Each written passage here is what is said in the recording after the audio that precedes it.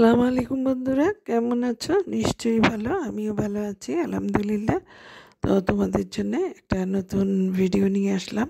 সকাল থেকে শুরু করেছি। এই যে দেখো কি সুন্দর ফুলতেছে। এটা একটু তন্দুর বানাচ্ছি, একটু পায়া রান্না করেছি। পায়া অনেক পরিমাণে রান্না হয়নি, অল্পটুক, কারণ মাংস নিয়ে আসার সময় আনছে, তখন ওর মধ্যে থেকে নল্লি বা যেগুলো হাঁটুর হাড্ডি, সেগুলা যেহেতু মাংসে দিয়ে খাওয়া যায় না, সেগুলাকে নিয়ে একটু পায়া বানিয়ে নিয়েছি। সকালের নাস্তা হয়ে যাবে বলে সেটাই আর কি বানিয়েছি। তো এখন একটু ঠান্ডা বেশি, এখন এটা খেতে ভালোই লাগবে, সে কারণেই বানানো। আর রোজ আবার একরকম খেতে ভালো লাগে না, শুকনা মানে সিদ্ধ করা শুকনো রুটি, ভাজি, ডিম এগুলি। তো একটু মুখের রুচি পরিবর্তন করার জন্য এগুলি বানানো। তো যাই হোক, বানিয়েছি যখন খাবো, তো আমার খাওয়ারটাই আমি এখানে ভিডিওটা দেখাচ্ছি, কারণ আমার কথা অলরেডি খাওয়া শেষ হয়ে গেছে। তো আমি মনে করলাম একটু ভিডিও করি, তো একটু ভিডিও করলাম। আগের মতন এখন আর সেরকম ভিডিও করতেছি না, কারণ একটু শরীরটা অসুস্থ ছিল। মন শরীর অচল থাকলে কোনো কিছুই ভালো লাগে না।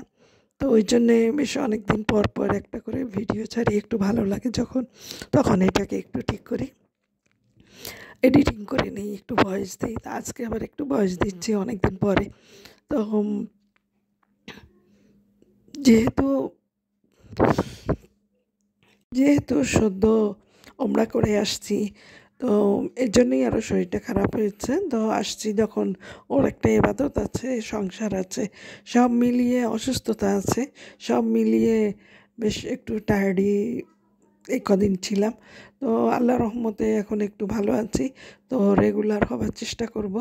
তো অসুখ তো উপরওয়ালা দেয়, তো সেই জন্যেই যতটুক ভালো রাখার উনি রাখবে। তো মনটা এখন একটু ভালো আছে, তাই তোমাদের সাথে একটু শেয়ার করলাম যে আমি কি খেলাম। রান্না প্রতিদিনই হয়, তবে ভালো মন্দ মিলিয়ে রান্না হয়। তো তারপরেও কিন্তু আমি ভিডিও করতে পারি না, ভিডিও করি না, ভালো লাগে না। তো আজকে একটু মনে করলাম যে একটু ভিডিও করি, তাই তোমাদের সাথে শেয়ার করলাম। তোমরা সবাই নিশ্চয়ই ভালো আছো। একটু মাটন বিরিয়ানি করলাম, দুপুরবেলা খাবো, কারণ একটা তৈরি করলে অলরেডি মোটামুটি হয়ে যায়, সে কারণেই আর কি করলাম। একটু সুস্থ হয়ে নিই, তারপরে কয়েক পদ করব। সেই কারণে যে একটু মাটন ছিল, একটু নিয়ে একটু বিরিয়ানি মতন করে নিলাম, সেইটা তোমাদের সাথে একটু শেয়ার করলাম। মনে করেছিলাম যে করব না, তারপর মনে করলাম যে না, যাক একটু ভালো লাগতেছে যখন রান্না করে খাচ্ছি, যখন একটু আমার বন্ধুদেরকেও একটু দেখাই বা ওদেরকে একটু সাথে করে নিয়ে একটু ঘুরি। তো সেই কারণেই আর কি, তো ঘুরতে যাব এরকমও প্ল্যান নাই।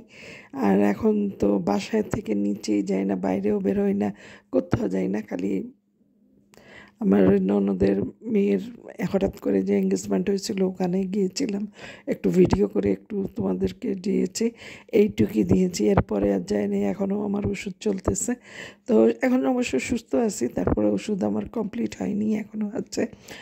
তো যদি আমার এই ছোট্ট ভিডিওটা ভালো লেগে থাকে, তাহলে লাইক দিও, শেয়ার করো, সাবস্ক্রাইব করে দিও।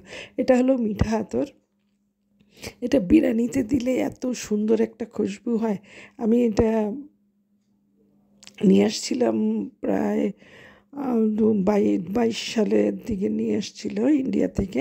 তো এই জিনিসটা যে এত সুন্দর গন্ধ হয়, বেশি দেই না, 2 ফোঁটা কি 3 ফোঁটা দেই, পুরা মনে হয় এলাকা গরম হয়ে যায় যে এত সুন্দর একটা বিরিয়ানি রান্না করেছে। খারাপ হোক আর ভালো হোক, আমার গন্ধটাই বলে দেয় যে না, বিরিয়ানিটা অনেক টেস্ট হয়েছে। তো সেই কারণে আমার এই মিঠা আতর এটা দেওয়ার আর কি, আমার গোলাপ পানি বা কেওড়ার জল এগুলো তো আমাদের দেশে অ্যাভেলেবেল। এটা আবার অ্যাভেলেবেল না বলে আমি ওখান থেকে আনাইছিলাম, আমার হাজব্যান্ডকে বলেছিলাম নিয়ে এসো, তো ও নিয়ে আসছে। তো এখন গন্ধটা তোমাদেরকে শোনাতে পারছি না, কিন্তু এত সুন্দর একটা গন্ধ হয় যে বলে বোঝাতে পারবো না। বিরিয়ানিটা তো টেস্ট হোক আর নাই হোক, গন্ধতে বলে দেয় যে বিরিয়ানি আসলে অনেক টেস্ট হয়েছে। তো যাই হোক, আমার বিরিয়ানিটা আসলেও খুব টেস্ট। আর এটা বিকালে চায়ের সাথে খাবার জন্য অনলাইনে অর্ডার করা হয়েছিল। এটা ওখানে বসে খেতে অবশ্য বেশি টেস্ট ছিল, এখানে আবার এতটা টেস্ট লাগে নাই, বাসায় নিয়ে এসে একটু ঠান্ডা হয়েছে, কিন্তু ওভেনে গরম করে নেওয়ার পরেও এটা এতটা টেস্ট আসে নাই যতটা টেস্ট আমরা ওখানে বসে খেয়ে আসছিলাম। তো মনে করছিলাম ওরকমই টেস্ট থাকবে, কিন্তু ওরকম টেস্ট হয়নি। আর সবাই ভালো থেকো, সুস্থ থেকো, সাবধানে থেকো, আর বিশেষ কিছু না। আল্লাহ হাফেজ।